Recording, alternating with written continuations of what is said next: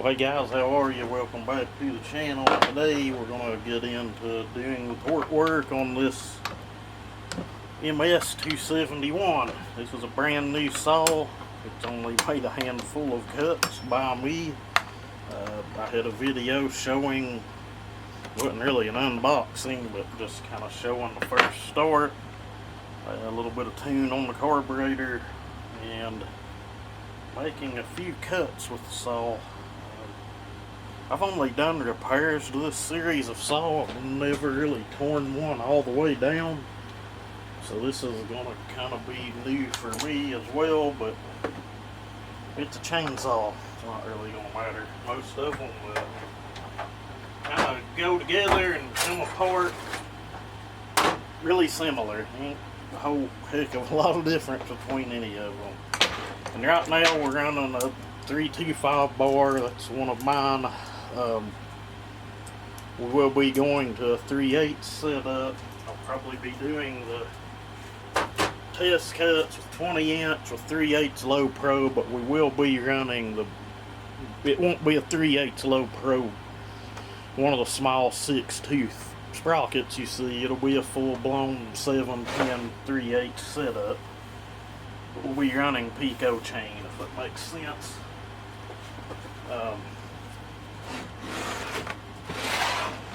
Right now what we got to do is get this thing apart and see kind of what makes it tick.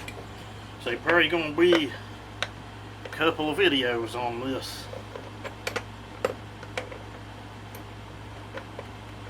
Not sure how long it's going to take me to tear it down. I guess we'll find out. It's usually not too long, even on something you've never done. It may take you a few more minutes just to figure things out. How connections hook up, how wiring goes, things of that such. But I think we'll be okay. I think we'll figure it out. And what I'll do is that video where we done the initial tests on the saw, I will put that on an end screen at the end of the video. Be the last few seconds or minutes of the video. Should be in the lower left hand corners, usually where I put those. And all you have to do is click on that little video and it'll take you straight to it.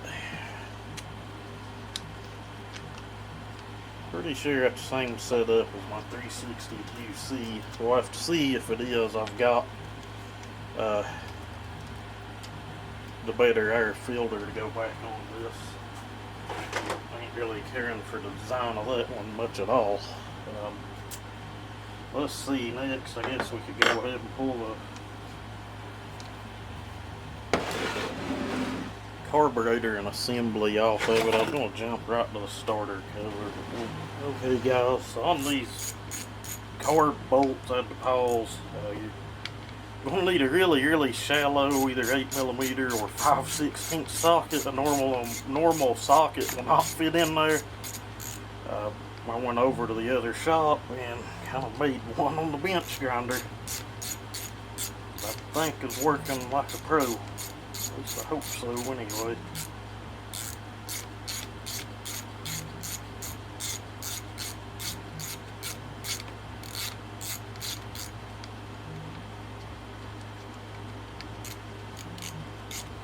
All the way back in that side.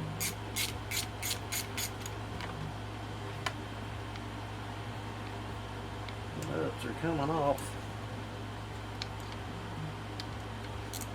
That's kind of weird anyway that those are in there that tight. There's the channel for the nuts is that tight. Just like anything else, they just don't want you to be able to work on it. I'm sure Stihl's got a special little socket that they sell or want their technicians to have to do those. You can see I'm having to push that even down in there even after grinding it down smooth. Now when I done my 362C, it's not that way, and I've worked on a few other of these series of this saw. As you can see, it's just the same old nut that goes on any other one. It's just the channel for the socket to go down in is just like super tight. Oh my god, that setup is so restrictive. That saw will probably pick up half a horsepower by doing away with that. The muffler mod, like no joke. That's insane. I don't even... That's nuts. Wow. Maybe it pulls air through some other way, but not past that. But the air filter would seal down against all of this. That's about a piss poor design, really, honestly. Really have to look into modifying that when we go back together. It's not just totally doing something else, because there's the carb butterfly just right out in the open now. Okay. Rock that back out of those. So most of these new Stihls are using that setup really similar to that. Newer Stihls, this is probably a decade-old design already, truthfully. Choke lever comes out here.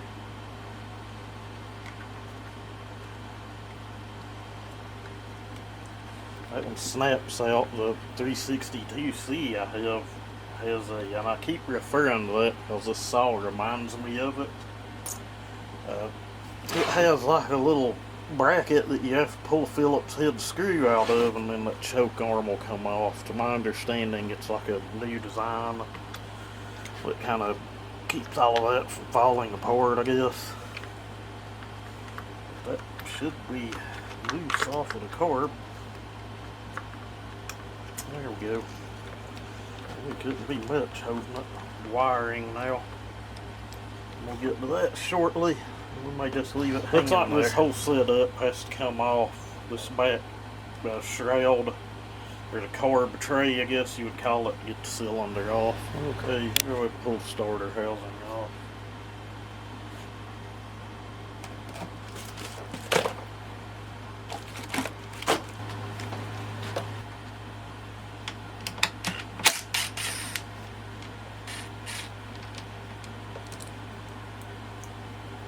I want to keep up with that.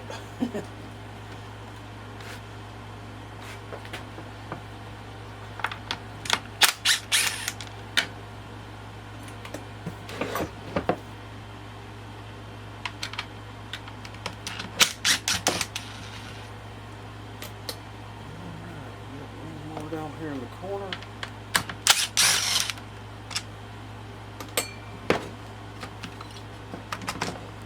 Got how clean that is. It's a new saw. It's always fun to do a new saw, really. Always fun. And again, I'll almost about bet that'll pull off and go right in a 362. I'm probably wrong, but man, it looks really similar. Really similar.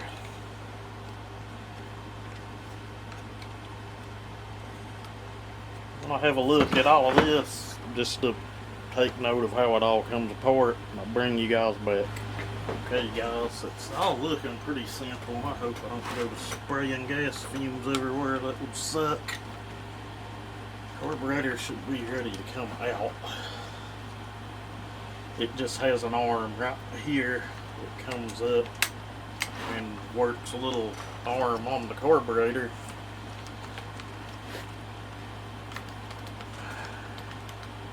What's funny is this carburetor. Okay, looks like we got a couple T25s, which is weird. Like it would have just kept T27 on it all.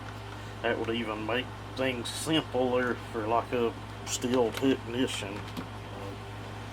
I don't know, these companies do a lot of weird crap, and this one comes in from the side over here into that. Again, this one's a little unique. I've worked on the videos on the channel. I've done a fuel line or some car. Holy crap.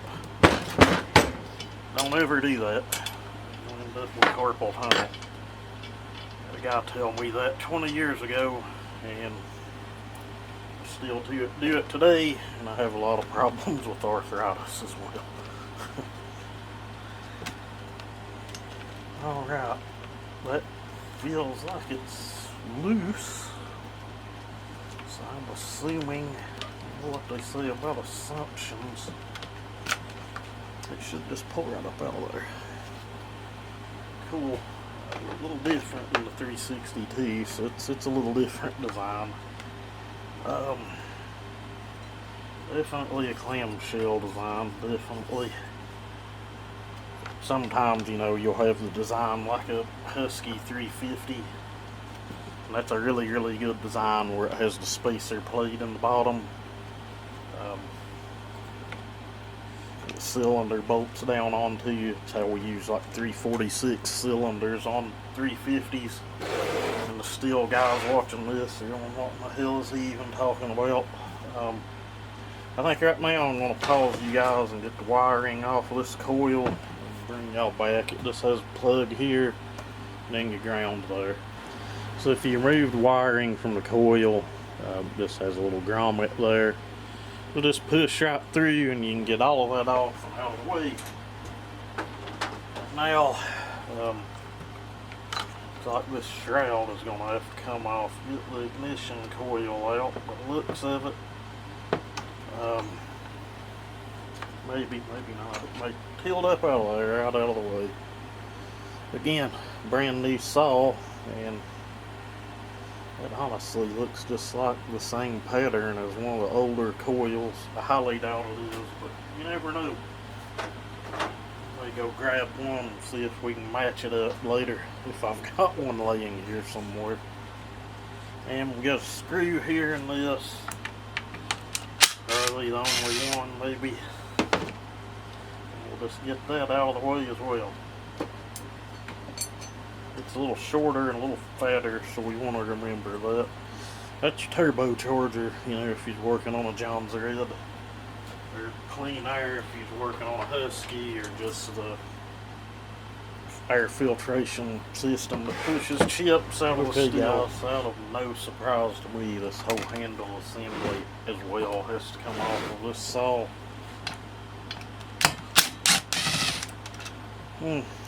Probably one of the only fine threaded screws on the whole thing.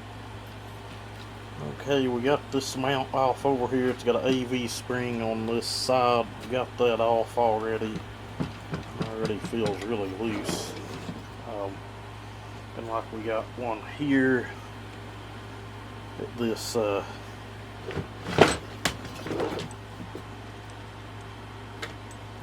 if we get that behind it, sometimes you can, sometimes you can't. That one's pretty long. If I bend down in front of the camera to look at something, you just have to forgive me. That's probably the biggest, fattest screw we've took out of it so far, so we'll leave it with the good old chain catcher. And what you just pulled that out of was this spring that's connected to the handlebar. And the handlebar, let's just go ahead and pull the handlebar off of the assembly. I'm sure it probably don't have to come off, but I don't think it's really helping us either. Remember, those are big, long, sleeved head screw. If you decide to pull this off, if you have to. I'm thinking we might have to, though, looking at this. These should go in on an angle. Any other of these I've done. Looks like the same screw down here as well. I have one more. Alright. Maybe that handlebar is free. Okay, so that's going to come up out of there on a slide angle. I'm sure it'll go back the same way.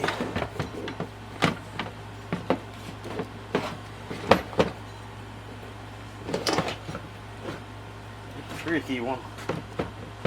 It goes back into a bushing there. Come out of there. Yeah, the handle itself sits back in a bushing in here.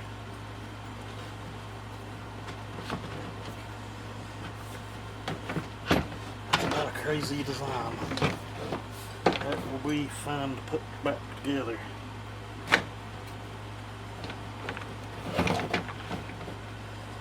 There we go. Not too bad. Gotta kind of hold your mouth for that way it is. That's kind of what had it held back in there. That's kind of what had me thrown for a flip. I could see that back in there and like, well, what in the world is that going to? Okay, this assembly should be loose. Now on your fuel line, a lot of these modern saws are the same way. I don't know if you can see where my finger's pointing down here. Maybe it kind of sits in a little channel right there. Just push it out to the side. That's a done deal.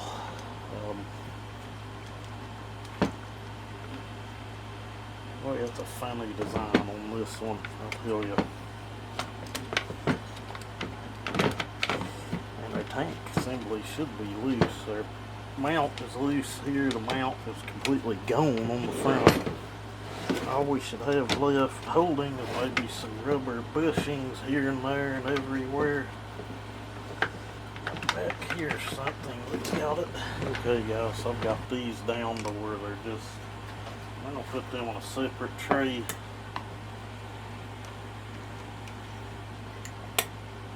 This where they're just finger tight. We might just be setting it right back on if it doesn't need to come off. Yes, indeed. There's so you might be able to wiggle that handle off with this end, but there's a. These are some of the weirdest feeling bushings that I've ever seen on one of these saws. But yeah, come right out, Glenn. And let's see. Throttle linkage is wanting to hang up in there.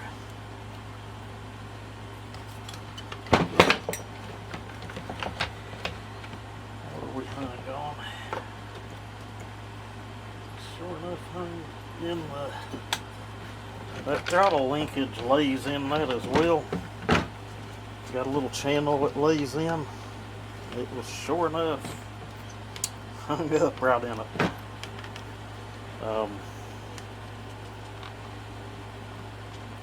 Fuel line looks like it might come off right here. Little grommet. There we go. That's cool. If we hold our mouth right, that will come out of there. Maybe without tearing something all to hell. And there the tank assembly's off. Look at how that goes. That's the little dowel that was going into that bushing we pulled out. Handlebar bolts on up here, and we took that T25 out there earlier. I suppose what we'll do next is fish the boot through this flange and get it off and out of the way. You could probably really honestly leave it on there.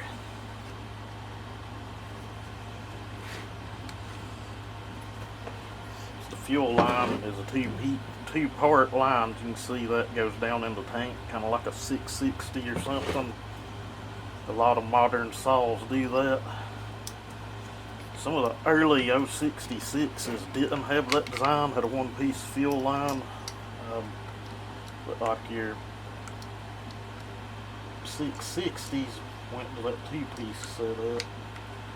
I'm not 100% certain how that's going to wiggle out of that. Dang sure don't want to hurt it. It kind of crisscrosses into that thing. Maybe you guys seen that. You probably don't want to lose that thing. And remember, this other sleeve that's normally here is already on the carburetor. We're going to lay it back here with the carburetor. I guess the next thing I need to do is get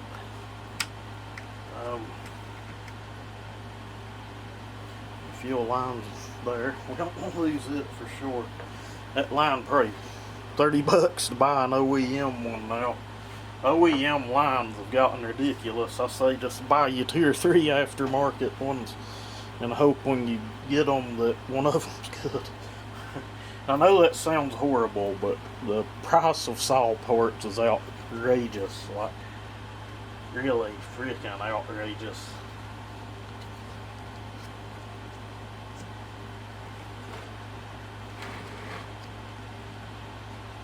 We have these little tabs that push back in the muffler to mainly just keep sawdust out. Honestly, pretty good design, really. You can get them out without breaking them. Alright. Pull them out of there. We're going to be stubborn. Alright, now what do we have on the muffler? It doesn't look like it has any other flanges or anything special to help hold it into place, so more than likely some T27s.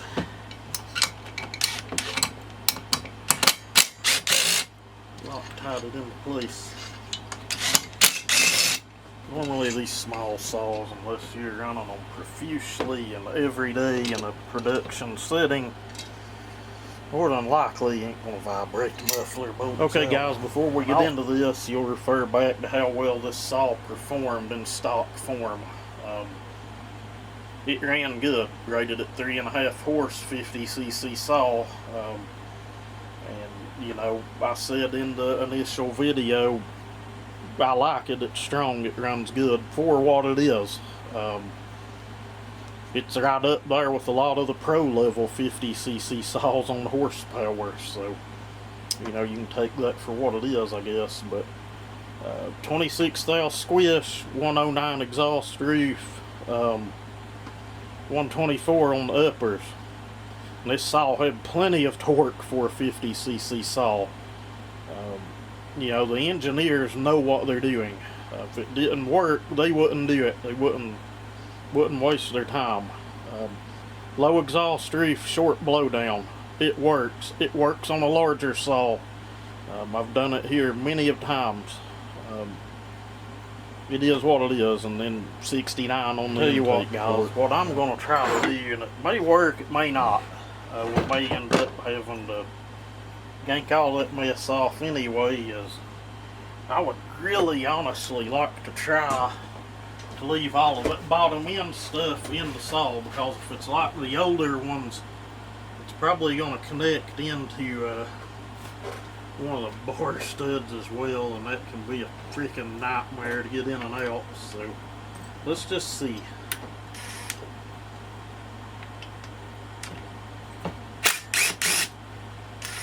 Hopefully it would have been tighter than that. They were locked out, it looks like. I'm going to put those separate as well if I can find the tray I was using. Those lights on those were some of the best things that DeWalt done. Other manufacturers have done it as well, but for someone like me, it's really, really helpful.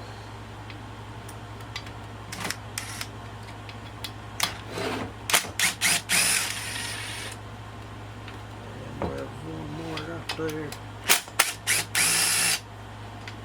Okay, drop those out into my hand. 1, 2. And those are more like a coarse thread screw, and about anything I've ever pulled them out of, they were. Kind of makes me think that when they do these cylinders, those holes are not threaded. But well, see if I can find my rubber mallet. Really don't want to beat the hell out of it.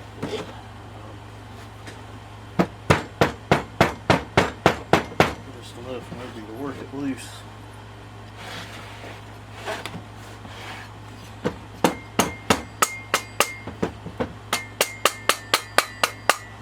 Sounds like it's loose. And I missed pulling it up off of there. But we just picked it with the rubber mallet and she worked up out of there. Okay guys, look at the cylinder before we end this one. front fed quad port transfers. No wonder it runs so good. That's a lot of the modern pro level saws use that design. Seems to work well.